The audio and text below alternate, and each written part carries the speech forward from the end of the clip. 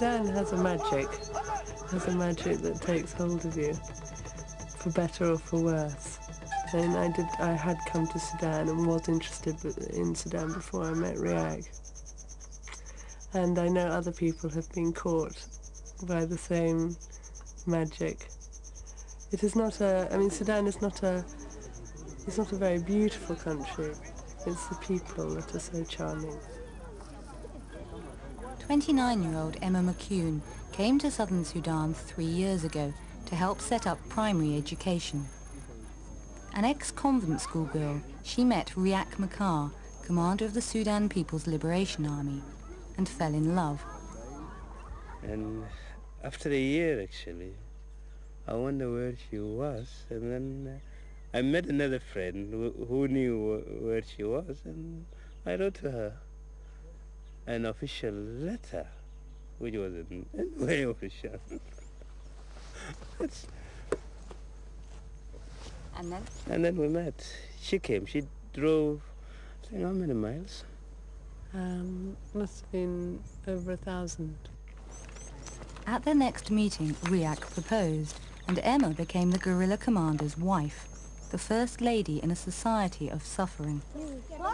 Hundreds of thousands of lives have been destroyed in 30 years of war and famine. Emma shares an impoverished lifestyle with the villagers. Like them, she lives in a hut made of mud and thatch, with no electricity and few possessions. Water is carried from a well. The toilet is a hole in the ground, and food is basic. The carbohydrate we eat is called kisra, and this is made from sorghum, which is pounded, then made into a paste. Then this is spread over a sheet of metal on a hot fire. They make a very thin pancake, which they then fold like a handkerchief, and this is then dipped into various stews. People often marry women that are considered good cooks, and anyway, I was not married for my cooking skills.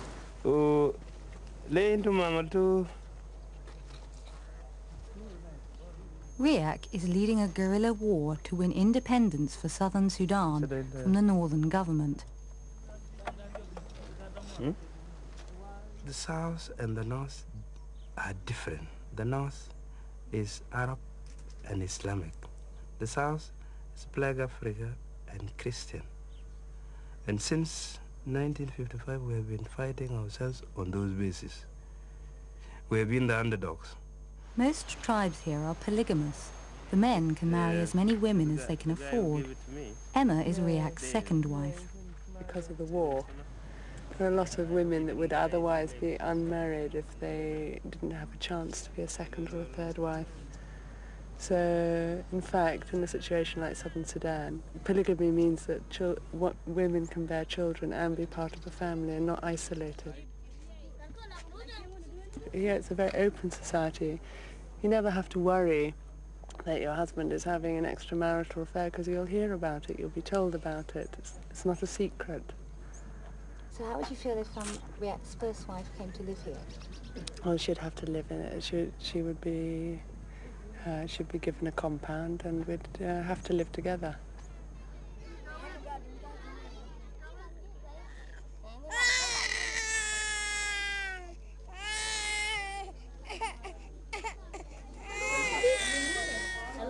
Every day in Sudan, hundreds die from disease and hunger.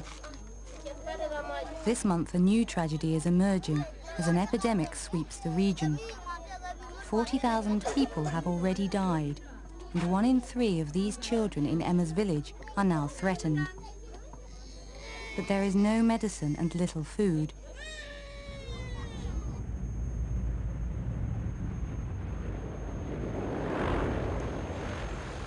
Meagre rations are flown in by the United Nations when the security situation allows.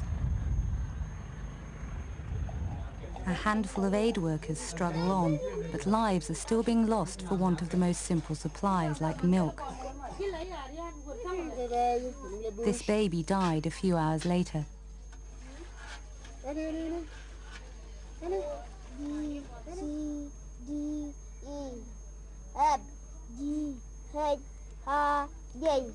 As well as food and medicine, there is a desperate need for education. Emma wants to help set up more bush schools like this one. And the children are desperate to learn. These children have walked hundreds and hundreds of miles in search of schools. And they often do not ask for food, they ask for a book and a pencil. And they're very, very keen. I mean, it's very difficult to get the international community to be interested in education in a war zone, because they always say, oh, that's development and we're only interested in emergency relief. So they feed people, but they don't really provide an atmosphere for people to grow. And I think that it is very short-sighted of people not to be interested in education, because what is the future for these people if they have no leaders? But for these children, nothing will change without an end to the war. Even now, the people of southern Sudan are bracing themselves for a new offensive from the bombs and bullets of the northern government. People are wary of war, but that does not mean that they would give up the army struggle if it is the only alternative for them to be liberated. I am willing to lead them if they are committed to that objective. Fighting for this is a decision which will be which is left to them. It's not my decision. If they don't want to continue the struggle, then I will have no army. If they want to continue the struggle, I will have an army that will grow till the liberation is over. I was left behind when Riek had to go to the front line, and I got rather lonely. And so I've made a decision that I'd rather be with Riek. I'd rather be in, even if it's dangerous, I'd rather be with him. Not for military reasons, not for political reasons, but just for human reasons, because I'd rather be with Riek. In 10 years' time, it would be very nice to think that we were living in a peaceful, independent, sovereign state of southern Sudan, and perhaps on a little farm somewhere, and living a very quiet and simple life.